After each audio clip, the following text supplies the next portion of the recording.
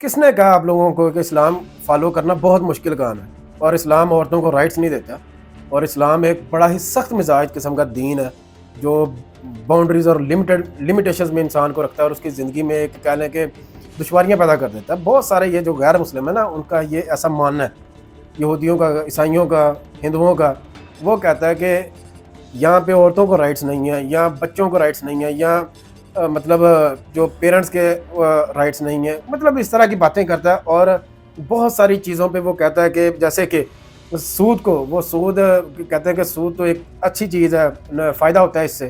تو مجھے بتائیں کیا یہ چیزیں واقعی ان کو فالو کرنا مشکل کام ہے، اور کیا واقعی ان کو فالو کر کے ہماری زندگی میں کوئی نقصان ہو رہا ہے؟ اسلام ٹوٹلی برابری چاہتا ہے۔ اسلام کبھی بھی نہیں کہتا کہ کوئی امیر ہے، کوئی غریب ہے، کوئی چھوٹا ہے، کوئی بڑا ہے، کوئی گورا ہے، کوئی کالا ہے، وہ ایسا کچھ بھی نہیں ہے۔ وہ ایک سب کے لیے ایک جیسا دین ہے۔ تو یہاں پہ تفریق کون کر رہا ہے اور کون سے لوگ کر رہے ہیں؟ وہ لوگ جنہوں نے نہ تو اسلام کو فالو کیا اور نہ اسلام کو پڑھا۔ وہ لوگ صرف تنقید کر رہے ہیں۔ تنقید بھی کس وے میں کر رہے ہیں؟ بغیر پڑھے، بغیر جانے، بغیر فالو کیے تنقید اس وے میں کر رہے ہیں، دوسروں کو سن کے۔ مطلب کسی نے آج کسی علماء کی تقریر سن لی اور اپنے حساب سے کہا، اس میں سے کوئی بات نکال لی اور وہاں پہ تنقید شروع کر دی، اور وہ سارا مدعا اس علماء سے اٹھا کے سارا مدعا اسلام پہ ڈال دیا کہ اسلام اس طرح کے کام کرتا ہے۔ تو یہ کچھ شیطان لوگوں کا کام ہے، یا کوئی مطلب جاہل لوگوں کا کام ہے جو اس طرح کی چیزیں جو ہے نا پھیلا رہے ہیں۔ تو ایسا بالکل بھی نہیں ہے۔ اسلام کو ذرا آج تھوڑا سا بالکل ہی معمولی سا کھول کے پڑھتے ہیں کہ اسلام میں کیا رائٹس ہیں، کیا نہیں ہے۔ تو اسلام سود کیوں منع کرتا ہے؟ اب ہمارے مسلمانوں میں سود جو ہے نا حرام ہے، اور اس کا جو کم سے کم گناہ کا درجہ ہے نا وہ یہ ہے کہ ماں کے ساتھ زنا ہے۔ تو بات یہ جن ملکوں میں یہ حلال ہے، اب دیکھیں کہ وہاں پہ 99% 100% ہی لگا لیں، وہاں پہ جو جتنی بھی ساری سورسز ہیں، ذرائع ہیں، وہ امیروں کے پاس ہے، اور وہاں پہ کیا ہو رہا ہے؟ امیر امیر ہوتا جا رہا ہے، غریب غریب ہوتا جا رہا ہے۔ اسلام ایسا نہیں چاہتا۔ اسلام کہتا ہے کہ برابری، اس کو بھی ویسا ہی جینے کا حق ہے جیسا ایک مالدار شخص کو جینے کا حق ہے، اس کے لیے بھی وہی رائٹس ہیں جیسے ایک مالدار کے لیے۔ یہاں پہ ٹوٹلی ڈیفرنٹ ہے۔ مالدار کے لیے انصاف الگ ہے، قانون الگ ہے، اٹھنا بیٹھنا پروٹوکول سارا کچھ الگ ہے۔ غریب کے لیے بہت ہی مطلب ایک چیپ لائف ہے۔ تو اسلام ایسا نہیں ہے۔ اسلام ذرا وائڈ ہے، آپ لوگوں کی سوچ سے بھی بالا تر ہے وہ چیز، کیونکہ ہم انسان جو ہے نا اپنی عقل کے حساب سے سوچتے ہیں، نہ کہ جنمن پڑھ کے اور اس کو فالو کر کے اگر مانے تو ہماری زندگی، میرا خیال ہے کہ 100% پرابلم ساری ختم ہو جائیں گی۔ دوسری طرف آ جاتے ہیں کہ عورتیں جو کہتی ہیں کہ اسلام جو ہے نا وہ عورتوں کو حجاب کرنے کا کہتا ہے۔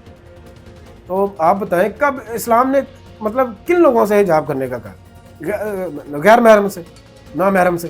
اسلام نے کبھی بھی نہیں کہا کہ اپنے بہن بھائیوں یا گھر میں پردہ کرو، مطلب آپ نہ کرو تو سمپل دوپٹہ لے کے یا جیسا بھی آپ ویسے رہ سکتے ہو، کوئی مشکل نہیں ہے اس میں۔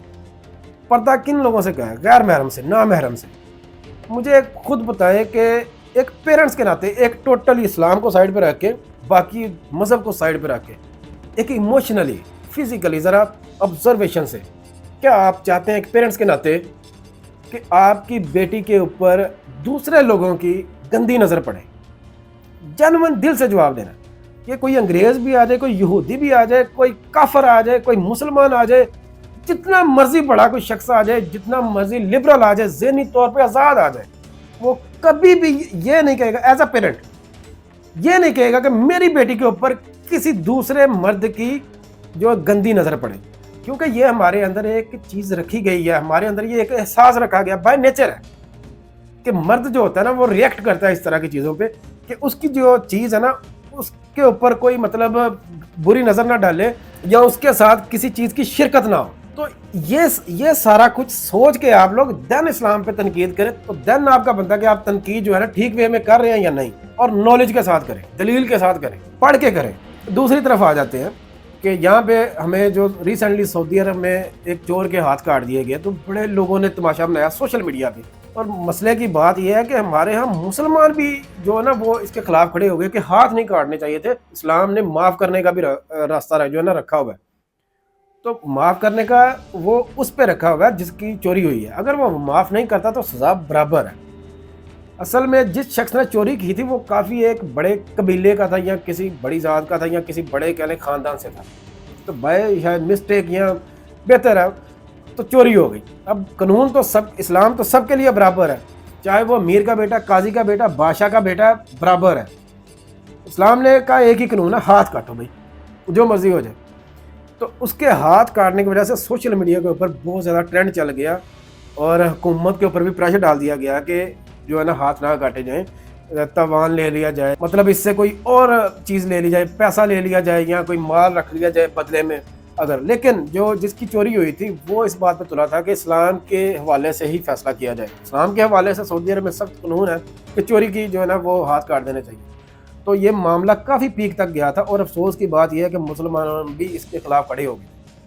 اگر آپ غور کریں کہ اس چیز کا فائدہ کیا ہے, فائدے کی طرف آتے ہیں. نقصان تو یہ ہے کہ چوری نہیں رکے گی. اگر ہم لوگ آج غریب کے لیے الگ انصاف اور امیر کے لیے الگ انصاف رکھتے ہیں نا, تو نظام بڑا خراب چلتا ہے, ظلم بہت زیادہ بڑھ جاتا ہے. تو فائدے کی طرف آ جاتے ہیں. اگر اس شخص کے ہاتھ کاٹ دیے جاتے ہیں چوری کرنے والے, تو گرانٹیڈ ہے یہ کہ اگلے 5 سال 10 سال تک لوگوں کے یہ ذہن میں بیٹھ جانا تھا کہ چوری کریں گے تو ہاتھ کاٹے جائیں گے, چاہے ہم جس بھی خاندان سے ہیں, یہ کچھ بھی میٹر نہیں کرتا, چاہے ہم بادشاہ پیدا ہوئے.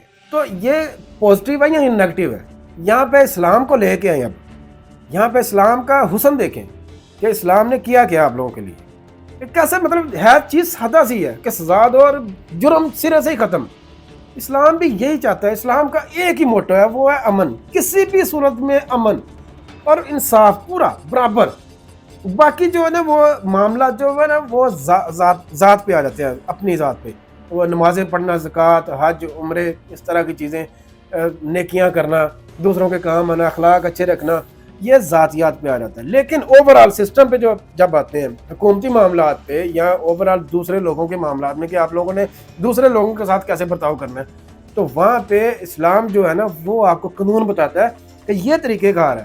کیونکہ اسلام واحد دین ہے جو ہر دور میں 100% کامیاب رہا ہے.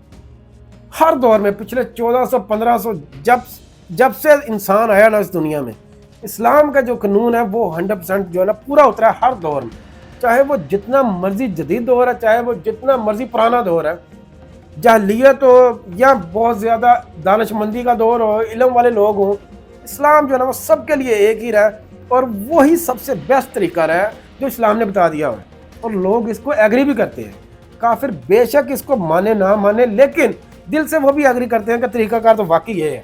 ہاں, وہ الگ بات کہ آپ لوگ صرف اپنے مفاد کی خاطر اسلام کو موڑ لیتے ہو اس حساب سے, دین پرابلم کریٹ ہوتی. تو بہتر ہے اسلام پہ تنقید کرنے سے پہلے اس کو ایک دفعہ اسٹڈی ضرور کر لیں کہ یہ ہے کیا کہہ رہا ہے, ہمیں کیوں کہہ رہا ہے, فائدے کیا ہے, نقصان کیا ہے, اور ہماری ذاتی زندگی پہ اس کا اثر کیا اگر فالو کریں.